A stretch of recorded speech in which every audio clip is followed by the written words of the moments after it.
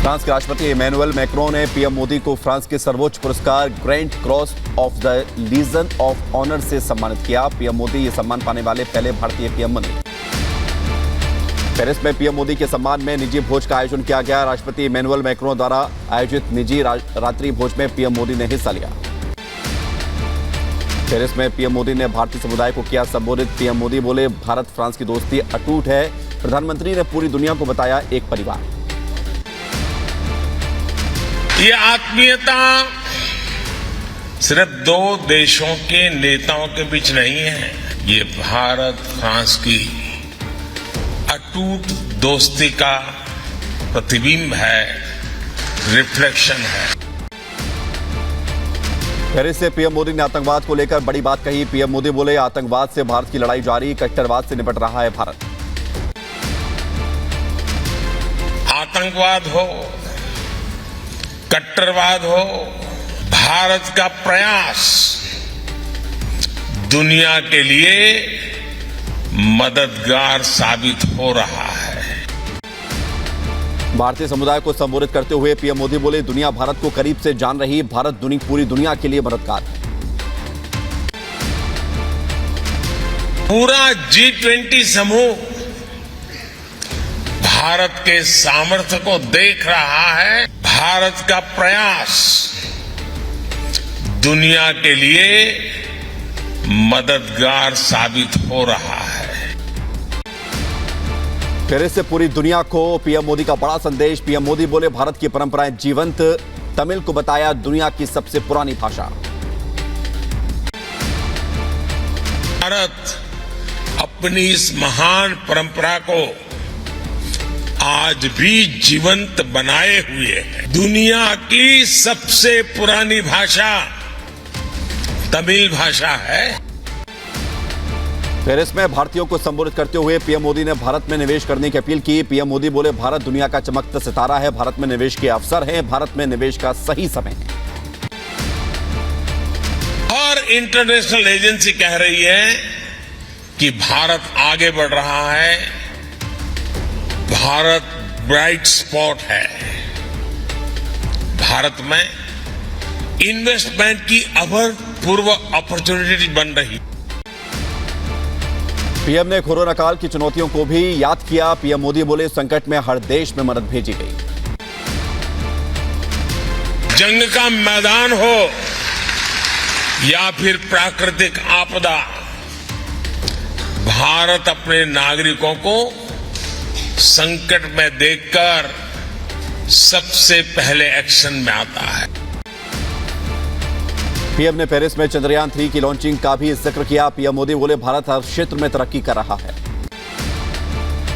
चंद्रयान 3 की लॉन्चिंग के लिए रिवर्स काउंटिंग की गूंज सुनाई दे रही है। श्रीहरिकोटा से ये ऐतिहासिक लॉन्च होने जा रहा है। फ्रांस में अपने अलायंस फ्रैंकेस की सदस्यता का जिक्र कर बोले पीएम मोदी, वो उपहार मेरे लिए आज भी अनमोल है। दिल्ली में यमुना खतरे के निशान से 3 मीटर ऊपर बह रही है। 3 वाटर ट्रीटमेंट प्लांट बंद किए गए। पीने के पानी का संकट गहरा गया है। दिल्ली में आज हल्की से मध्यम बारिश का भी अनुमान है। 15 जुलाई के लिए येलो अलर्ट जारी किया गया है। यमुना का जलस्तर बढ़ता देखकर दिल्ली सरकार का बड़ा फैसला, 16 जुलाई तक बंद रहेंगे सभी स्कूल। यमुना में पानी का स्तर बढ़ने और बारिश की संभावना को देखते हुए नोएडा और ग्रेटर नोएडा प्रशासन का बड़ा फैसला, सभी बोर्ड के सभी स्कूलों को 14 जुलाई को बंद करने का आदेश दिया गया। मौसम विज्ञान विभाग ने आज पूर्वोत्तर भारत और सिक्किम में अत्यधिक बारिश की भविष्यवाणी की है। उत्तराखंड, उत्तर प्रदेश और पश्चिम मध्य प्रदेश में आज भारी से बहुत भारी बारिश की संभावना। यमुना का जलस्तर बढ़ता देख लाल किला को बंद रखने के निर्देश दिए गए हैं। पर्यटकों के लिए आज भी बंद रहेगा लाल किला। दिल्ली के कई इलाकों में बाढ़ आने के बाद हजारों लोगों का हुआ रेस्क्यू। बाढ़ प्रभावित इलाकों से 23,000 से ज्यादा लोगों का रेस्क्यू किया गया। एनडीआरएफ की 12 टीमें रेस्क्यू ऑपरेशन में जुटी हुई हैं। केंद्रीय मंत्री गजेंद्र सिंह शेखावत का दिल्ली के सीएम अरविंद केजरीवाल पर निशाना, कहा यह सियासत का समय नहीं, ये राहत के लिए काम करने का समय। दिल्ली के गीता कॉलोनी फ्लाईओवर से राजघाट रोड लाइट तक की जाने वाले सभी रास्ते पर पानी की रफ्तार तेज है। कई वाहन पानी के अंदर जाने से बंद हो गए हैं। आज बाढ़ प्रभावित इलाकों का दौरा करेगी केंद्रीय मंत्री मीनाक्षी लेखी। हेरिटेज बिल्डिंग लाल किला का दौरा करेंगी केंद्रीय मंत्री। यूपी के बुलंदशहर गंगा के बढ़ते हुए जलस्तर को लेकर जिला प्रशासन हाई अलर्ट है। लगातार हो रही बारिश के चलते जलस्तर बढ़ गया है। दिल्ली में यमुना नदी का जलस्तर बढ़ने के चलते आईटीओ रोड के पास जल जमाव की स्थिति है। जल जमाव की तस्वीरें सामने आई हैं। दिल्ली के मंत्री सौरभ भारद्वाज ने इंद्रप्रस्थ स्टेशन का दौरा किया। सौरभ भारद्वाज ने स्थिति का जायजा लिया। दिल्ली में बाढ़ को लेकर पीएम मोदी ने गृह मंत्री अमित शाह और दिल्ली के उपराज्यपाल से फोन पर की बातचीत। राजधानी में बाढ़ के हालात पर ली जानकारी। राजधानी दिल्ली में यमुना का जलस्तर 208.65 मीटर पहुंच गया है। निचले इलाकों में पानी भर गया। आज करीब 23,000 लोगों का रेस्क्यू भी किया गया। दिल्ली में बाढ़ से रफ्तार पर लगा ब्रेक। यमुना बाजार से बाढ़ को की डराने वाली तस्वीर सामने आई है। कई फीट पानी में डूबे हुए नजर आए बस और ट्रक। दिल्ली के सुश्रुत ट्रॉमा सेंटर में घुसा पानी। जलभराव के बाद मरीजों को एहतियात के तौर पर एलएनजेपी अस्पताल में शिफ्ट किया गया।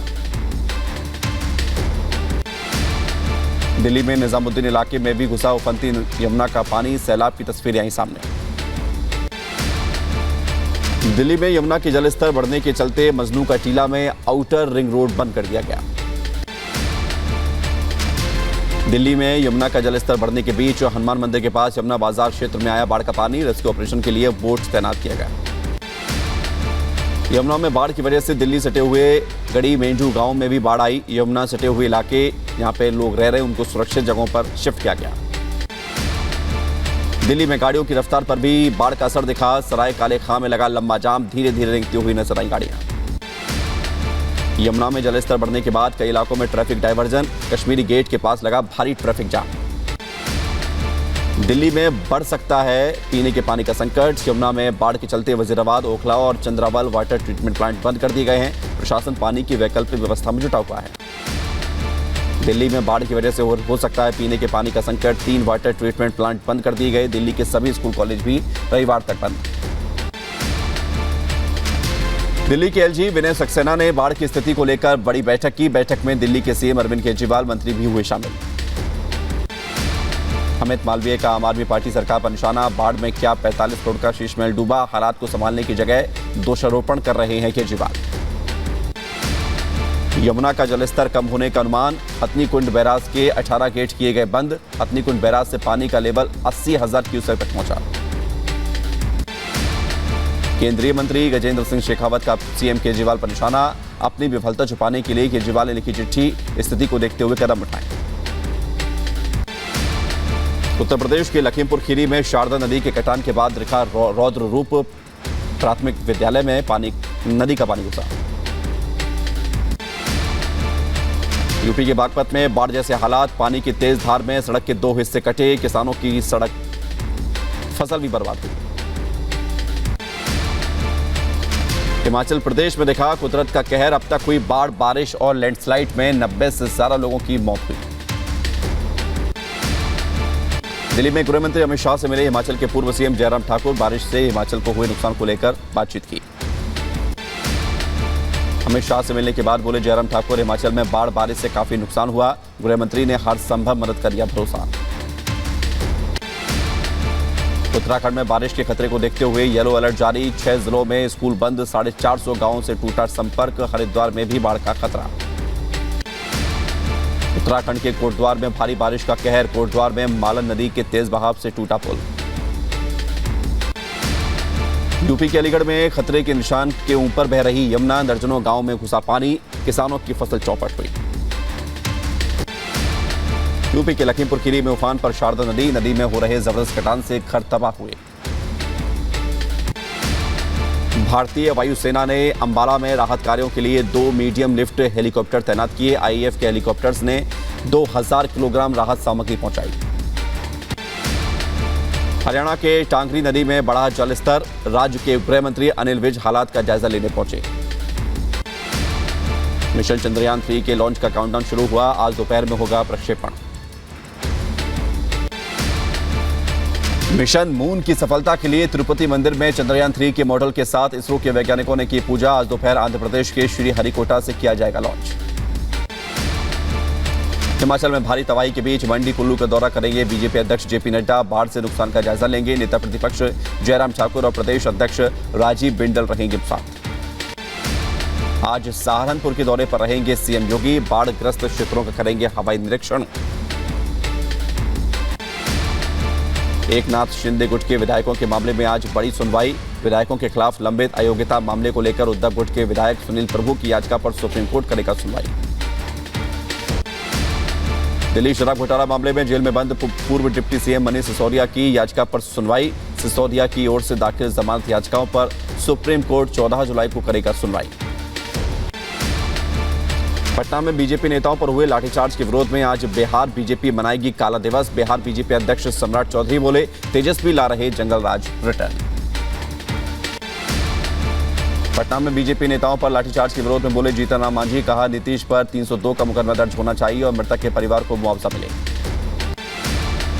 करौली के हिंडौन सिटी में कारोबारी की पुत्री का कुएं में मिला शव, चेहरे पर एसिड के निशान। परिजनों के साथ धरने पर बैठे राज्यसभा सांसद डॉक्टर किरोड़ीलाल मीणा। राज्यसभा सांसद किरोड़ीलाल मीणा ने एसिड अटैक में युवती की मौत और कुएं में शव मिलने की घटना पर कड़ी नाराजगी जताई। कहा, राज्य सरकार की लचर कानून व्यवस्था के चलते आज एक बेकसूर युवती की हत्या हो गई। केंद्रीय मंत्री गजेंद्र सिंह शेखावत का राजस्थान में बढ़ते अपराधों को लेकर कांग्रेस सरकार पर निशाना। कहा, राजस्थान रेप कैपिटल बन गया है। माफियाओं के लिए राजस्थान शरण स्थली बन गया। पाकिस्तान से भारत आई सीमा हैदर को लेकर देवबंद उलेमा का बयान। कहा, इसकी जांच होनी चाहिए और इस पर कार्रवाई होनी चाहिए। एसडीएम ज्योति मौर्य के पति आलोक मौर्य का बयान। कहा, जुड़वा बेटियों के लिए समझौते को राजी हूं। रिपब्लिक भारत से बात करते हुए आलोक मौर्य ने आरोप लगाया कि मनीष दुबे ने मेरा परिवार तोड़ा। आलोक बोले, 2020 तक सब कुछ ठीक था, फिर चीजें खराब होनी शुरू हुई। बुलंदशहर में कांवड़ियों पर पुष्प वर्षा। डीएम एसएसपी ने शिव भक्तों पर की फूलों की बारिश। फिरोजाबाद में गाय से दुष्कर्म का मामला। पुलिस ने आरोपी शख्स को किया गिरफ्तार। वीडियो वायरल होने के बाद पुलिस ने लिया एक्शन। यूपी के बुलंदशहर में कांवड़ियों का फूल बरसाकर स्वागत किया गया। डीएम एसएसपी ने की पुष्प वर्षा। यूपी के शामली में मासूम के साथ दुष्कर्म का मामला। परिजनों की शिकायत पर केस दर्ज। पुलिस ने आरोपी को गिरफ्तार किया। यूपी के महोबा में बिजली विभाग के खिलाफ लोगों में गुस्सा। रात में सड़क जाम कर जताया विरोध। बिजली कटौती को लेकर लोगों में नाराजगी। यूपी के हमीरपुर में पिटाई से बुजुर्ग की मौत। पुलिस ने आरोपी को गिरफ्तार किया। एटा में पुरानी रंजिश में मासूम की हत्या। गोली लगने से मासूम की हुई मौत। जांच में जुटी पुलिस।